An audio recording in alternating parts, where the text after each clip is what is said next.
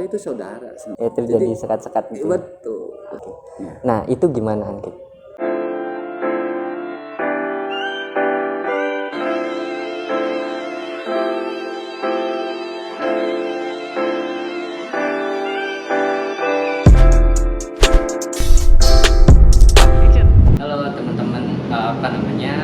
Kembali lagi di program Teman Sofi. Saya Hasan Basri lagi berada di Wihara Walasasi Kota Cirebon. Lokasinya dekat di gedung BAT. Saat ini saya nanti bakal bincang-bincang banyak dengan Ankim. Apa sih perbincangan kita di sana? Salah satunya mengenai toleransi generasi muda di tengah pandemi. Just langsung kita ke temu Ankim. Oke, selamat pagi teman-teman, kembali lagi di Teman Sofi. Saya Hasan Basri. Pada kesempatan kali ini saya bahagia banget bisa ketemu dengan Ankim. Di Teman Sofi kali ini kita coba mengulas atau sedikit mengambil banyak manfaat dari Ankim mengenai identitas Buddhis di Kota Cirebon. Nah, begini Ankim, kalau boleh perkenalan dulu. Selamat datang di Wihara Teokaksi atau Wihara Dewi Walasasi. Teokaksi ini adalah satu tempat di mana kita melakukan kebaikan-kebaikan. Semoga wihara ini selalu memancarkan kewelasasian khususnya untuk warga Cirebon dan pada umumnya untuk seluruh Indonesia. Nah, gini Ankim, banyak dari teman-teman juga yang mempertanyakan tuh kalau Buddha sendiri itu apa sih Ankim? Buddha sendiri itu artinya adalah kesadaran, kesadaran dalam arti bahwa Buddha itu di saat kita memiliki kesadaran kita adalah Buddha, gitu loh. Sedangkan Buddha sendiri itu sudah mengajarkan untuk mencapai pencerahan adalah berawal dari diri kita sendiri. Itulah kebudayaan. Buddha itu tidak harus selalu berbentuk rupang itu kalau kita sebut patungnya. Itu sebenarnya Buddha itu adalah di mana kita mencapai kesadaran kita boleh disebut Buddha. Kita melakukan kebaikan. Ya itulah Buddha. Dan kita harus selalu memiliki kewelasasian terutama metta, cinta kasih. Cinta kasih terhadap siapa? Welas asih terhadap siapa? Terhadap semua makhluk. Makhluk itu semua makhluk tanpa membedakan suku, agama atau ras. Tanpa memandang bahwa itu baik atau buruk. Jadi itulah sifat Buddha. Nah, kalau pandangan Buddha sendiri terhadap keberagaman tuh kayak gimana? Dengan semua keberagaman yang ada di Indonesia. Dengan dasar kesadaran, dengan ajaran Sang Buddha, menginginkan semua makhluk hidup berbahagia, itu jelas sekali bahwa Buddha tidak pernah membedakan perbedaan-perbedaan itu, karena semua makhluk itu pada dasarnya sama. Tidak pernah melihat suku, agama atau ras apapun. Selama itu makhluk hidup, kita mendoakan semoga semua makhluk itu bisa berbahagia. Itulah Buddha. Makanya pandangan untuk toleransi, saya rasa Buddha mengajarkan sangat penting sekali untuk mengangkat satu toleransi itu menjadi bagian hidup kita. Karena makanya kita disebut makhluk sosial. Supaya kita itu melakukan satu sosialisasi yang lebih baik. Tanpa perlu membedakan lu kaya loh, kamu miskin. Tidak. Buddha tidak mengajarkan itu. Buddha mengajarkan bahwa kita itu harus harus selalu mendoakan semua makhluk hidup. Dan beliau ada satu kata-kata terakhir beliau adalah bahwa sabesata bawatu sukitata. Apa itu? Semoga semua makhluk hidup berbahagia. Itu ajaran dasar beliau. Nah, kalau kalau dari bentuk ajarannya gitu kan di apa yang diberitakan selama ini berarti ada satu hal stigma yang belum dipertemukan ya Ankim. Jadi dari teman-teman itu. Nah, bentuk-bentuk cinta dari Buddhis itu sendiri kayak gimana? Ya itu yang tadi ditekankan Mas Hasan, bahwa kita mencintai makhluk hidup, ya, dengan apa? Dengan dasar bahwa kita itu memiliki keulasasian, memiliki meta cinta kasih, bahwa semua makhluk hidup pada dasarnya itu perlu sekali bahagia. Makanya jangan pernah lupa untuk bahagia. Itu penting. Karena kadang kita mengingatkan penderitaan, tapi kita lupa bahwa bahagia itu kita juga makhluk hidup harus berbahagia. Makhluk hidup siapa? Manusia, hewan, semua. Pokoknya semua yang bernyawa itu perlu sekali untuk berbahagia. Itu loh. Salah satu ajaran Buddha bahwa dengan kita berbahagia, kita menjalankan satu hidup pun ya bahagia akhirnya. Makanya di Buddha sendiri mengajarkan yang disebut dengan karma. Karma itu adalah perbuatan. Karma pala itu buah. Jadi karma pala itu adalah buah perbuatan. Seperti apa? Kalau kita melakukan satu kebaikan, maka kita akan berbuat kebaikan. Sebaiknya pun begitu. Karma buruk, maka yang akan terjadi buahnya buruk gitu. Itu salah satunya itu. Dengan begitu, dengan adanya karma, maka kita tidak ada saling lagi untuk menyakiti. Kita sudah punya punya satu, kalau mobil mah punya rem. Jika kita ingin melakukan satu kejahatan terhadap orang, ya kita ingat suatu saat kita akan dijahatin orang. Itu mungkin proses dasarnya. Ya. Nah, di dalam hal itu kan banyak orang yang masih menyangka kalau Buddhis atau etnis Tionghoa itu bukan bagian dari Indonesia tuh, Angkit. Ya. Nah, itu gimana, Angkit? Ya, kalau menurut saya ya dibilang balik lagi bahwa mungkin karena kebudayaan dulu yang pernah hilang. Sebenarnya enggak. Karena etnis Tionghoa itu datang sebelum masa Belanda dulu ya. Lebih datang dulu dengan datang untuk perdagangan dan kebudayaan. Dan itu sudah lama sekali untuk berbahagia. Kalau dari sisi saya sebagai etnis Tionghoa, ya saya harapkan sekali juga untuk etnis Tionghoanya sendiri harus saling ada keterbukaan. Inilah dengan adanya Mas Hasan di sini, bisa hadir di sini, saya berharap sekali bahwa kita itu saudara sebenarnya. Yang menyatukan itu adalah kebudayaan. Itu yang sangat penting. Karena hanya dengan kebudayaan, ibarat sebuah pelangi yang memiliki warna-warna yang berbeda tapi dia bersatu, itu indah.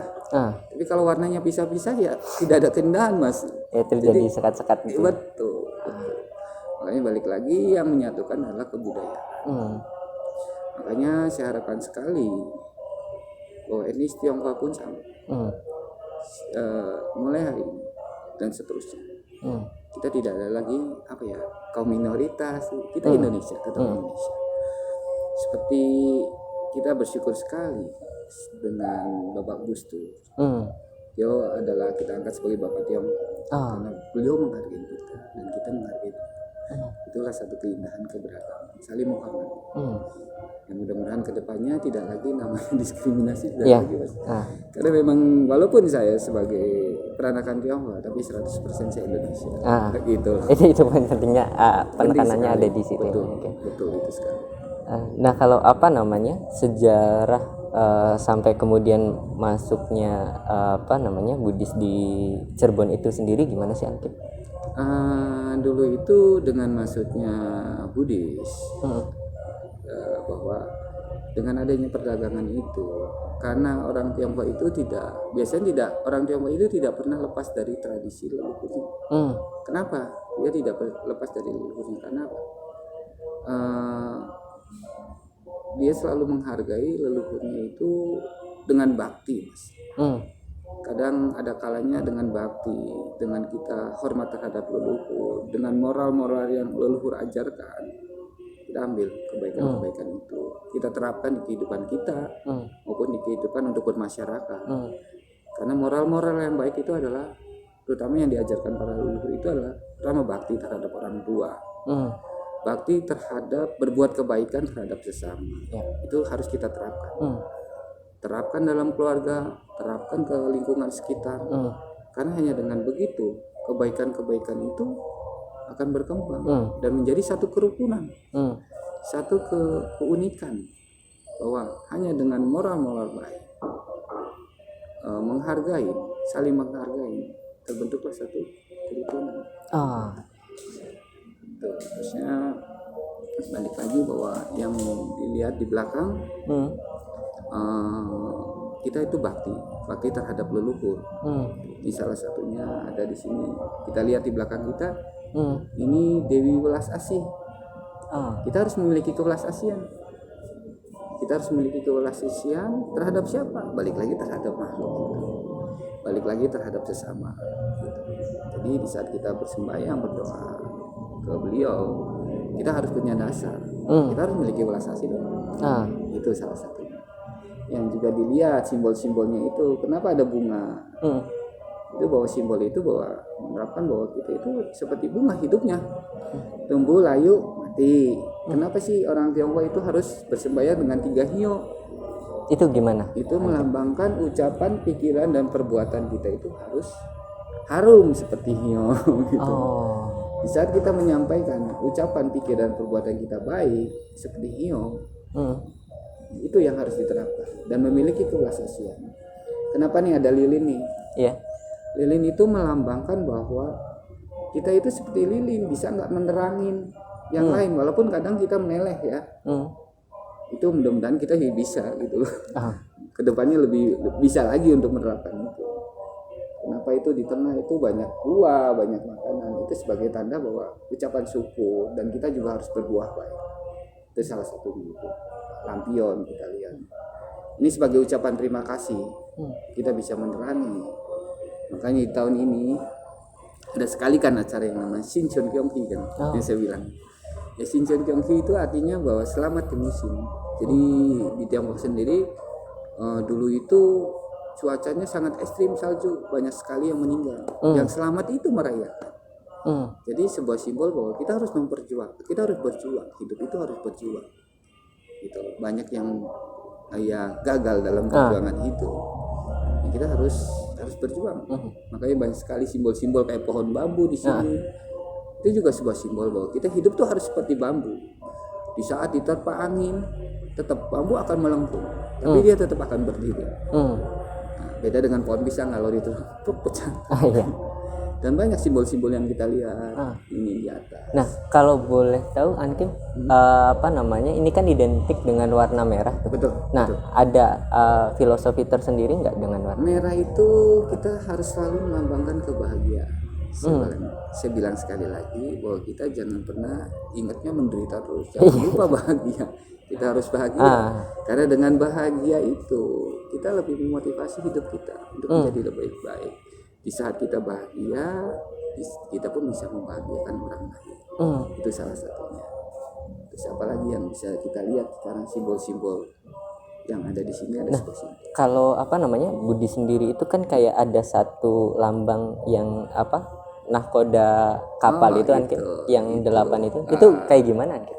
Itu Buddha Gautama itu dulu itu dia itu mencari sesuatu. Ajaran dia berpikir, kenapa ya kok manusia hidupnya menderita, lahir, tua, sakit. Akhirnya dia mencoba mencari, dia meninggalkan anak dan istrinya, ya ingin mencari sesuatu itu, hidup apa. Ini bertapa selama 6 tahun, ekstrim lah, sangat ekstrim sekali, sampai tulang-tulangnya terlihat kan. Nah, sampai berkeringat pun dia nggak keluar keringat, hampir sempat meninggal. Ternyata ini salah juga gitu. Akhirnya ditemukanlah 8 pandangan benar. Itu sebuah simbol bahwa 8 pandangan benar. Ya, salah satunya bahwa mata pencarian benar yang kemarin saya jelaskan itu, ucapan yang benar, pikiran yang benar, dan sebagainya. Dari lambangan benar itu terus dikembangkan lagi banyak itu. Makanya umat Budi sendiri berlindung kepada Triratna. Triratna itu apa? Buddha, Dhamma, dan Sangha. Buddha itu yang saya bilang, Buddha itu adalah kesadaran. Dhamma itu adalah kebaikan. Sangha itu adalah pemimpin atau umat, atau itu kita sebut Bante atau biksu ya, Bante, yang menjalankan ajaran-ajaran Buddha. Sampai kapan? Sampai dia mencapai pencerahan tersebut. Kita harus menghormati, kita berlindung. Makanya di depan dilihat bahwa ada namanya katanya Dhamma Rakita tadi di Cetia itu. Iya. Dhamma itu kebaikan, Rakita itu dari kata rakit. Jadi merakit kebaikan. Di saat kita mencapai sesuatu tujuan, rakitnya nggak dibawa Mas, yang dibawa damanya, kebaikannya. Kalau itu amal perbuatan lah, begitu. Jadi sekali lagi saya bilang menjadi Buddha tidak harus selalu Buddhis. Selama kita mengikuti kebaikan-kebaikan yang Buddha ajarkan, kita adalah Buddha. Orang tua kita juga Buddha disebutnya. Kenapa? Karena orang tua kita itu tanpa diminta dia mendoakan anaknya supaya baik, tanpa diminta memberikan tanggung jawab yang baik, itu adalah Buddha. Sama. Jadi kalau kita masih memiliki orang tua, dua orang tua yang penuh, kita memiliki Buddha yang hidup, dua Buddha yang hidup yang selalu mendoakan, yang selalu menginginkan anaknya lebih baik. Ini akan begitu. Setidaknya anaknya bahagia lah. Masih baik, jangan lupa bahagia Mas, itu penting. Nah, ini Ankim apa namanya yang membedakan antara Buddhis atau yang dibawa dulu sama Cheng Ho gitu. Dengan di Cirebon itu sendiri apa sih yang menjadi identitasnya gitu? Identitasnya ya. Iya.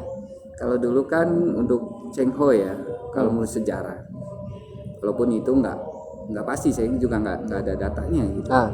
Cuma memang cerita dari dulu bahwa Cheng Ho itu adalah seorang laksamana dan memang dia seorang Muslim. Ya, tapi walaupun dia seorang Muslim, kalau orang Tionghoa itu tidak pernah lupa leluhurnya itu. Nah, keunikannya adalah bahwa dengan datangnya beliau ke Cirebon, memberikan bahwa ini loh masih ada berdiri kerajaan Tiongkok. Dengan melakukan satu perdagangan, dengan melakukan satu sebenarnya kebudayaan, melihat kebudayaan ini loh masih ada loh. Dan dia adalah seorang Muslim yang taat, bahkan taat terhadap siapa? Terhadap imannya sendiri. Dia taat terhadap ibarat leluhur atau kaisar patuh pati. Itu bahwa simbol bahwa dia itu memang seorang, bukan saja taat terhadap kaisar, tapi memang seorang Muslim yang taat. Sampai dia di Semarang ya. Nah, sama dengan beliau disebut Sampokong. Kalau di sini ada yang namanya kopi disebut Samcekong. Dia itu dianggap menjadi bendahara dan diberi gelar namanya Tumenggung Arya Dicula. Dan memang mereka seorang Muslim. Nah, dengan begini bahwa bedanya apa sih dengan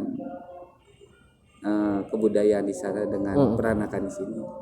Ya karena percampuran kolaborasi kebudayaan setempat yang dibawa, kebudayaan setempat yang ada dan dibawa ke sana. Ya ada perbedaan sih, ya, salah satunya di sini kan namanya barongsai ya. Iya. Kalau di keraton mungkin Cirebon ada barongsai namanya. Iya, jadi saya itu bagus gitu. Ya, sama sih barong juga gitu loh. Ya, gitu. Terusnya ada salah satunya tari-tari keraton yang memang ada satu kolaborasi ya, sedikit. Dan itu menandakan bahwa perbedaannya apa? Ya, perbedaannya di mana di situ langit. Bumi dipijak, di situ langit dijunjung. Karena kita memang harus sekali berbeda. Itu bedanya peranakan Tionghoa di sana dan di sini. Dan kebudayaan di sini bisa bertahan. Untuk Tiongkoknya sendiri sudah tidak ada.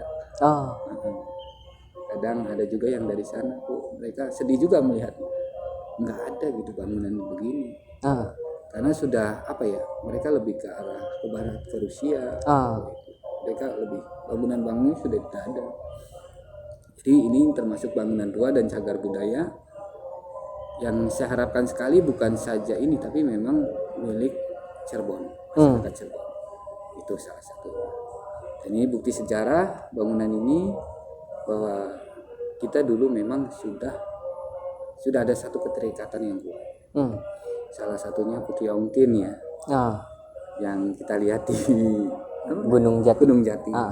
Keunikannya adalah di saat mereka bersembahyang, saudara-saudara umat Muslim bersembahyang, banyak juga kan ada yang nyalain dupa atau hiu.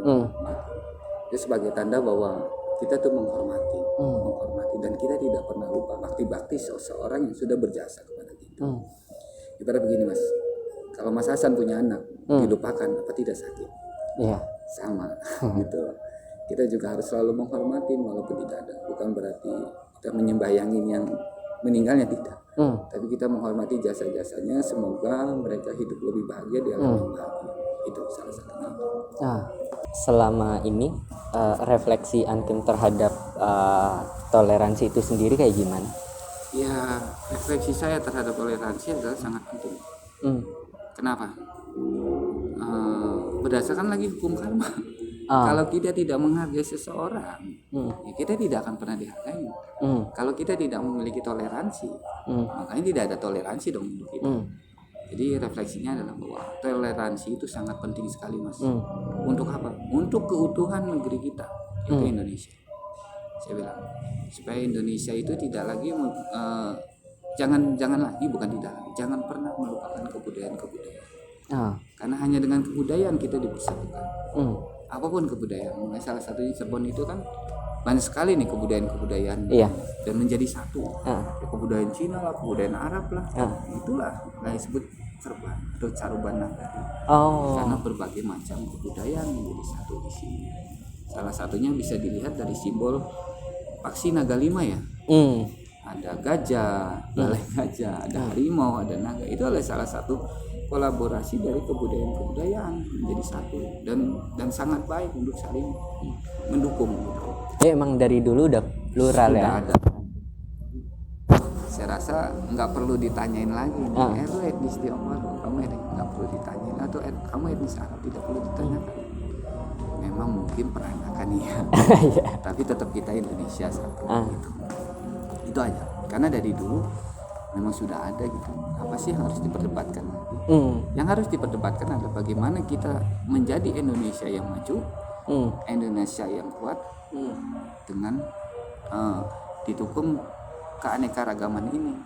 Karena kita menjadi salah satu negara yang menjadi contoh buat negara lain. Kok banyak berbagai macam ragam ras di sini Indonesia, tapi kok kuat sampai sekarang karena kebinekaan itu. Mungkin kalau di yang lain cuma karena satu atau dua suku ribut sampai akhirnya hancurlah negara itu. Kita jangan sampai begitu. Karena makanya penting sekali kita menerapkan kebudayaan itu untuk generasi selanjutnya. Saya harapkan sekali sangat penting lah, terutama junjung toleransi dengan baik tanpa perlu membedakan seperti ajaran Buddha. Semoga semua makhluk hidup berbahagia tanpa melihat suku, agama, ras. Itu penting, itu dasarnya itu toleransi sebenarnya Mas, sama aja. Nah, apa namanya, kalau toleransi itu sendiri kayak gimana nih? Ada yang begini, misalkan contohnya dalam satu rumah terus masang ini lampion. Iya, lampion, terus dia menyatakan udah toleransi atau gimana toleransi itu? Toleransi itu adalah menghargai. Kalau itu yang masang lampion itu sih mungkin sebuah dia keinginannya simbol leluhurnya ya. Jadi toleransi itu adalah di mana kalau saudara kita, contoh begini, kita kan pernah ada arak-arakan nih, pas ketemunya di Jumat Mas. Di saat kita berkeliling nih, atau pas nanti mau beduk ini nih, lohor, kita berhenti, tidak boleh, jangan dibunyikan dulu. Itu sebuah toleransi yang kita lakukan. Dan kalau ada yang bandel, kita ingatkan, jangan loh, hargain yang lain loh di saat beribadah.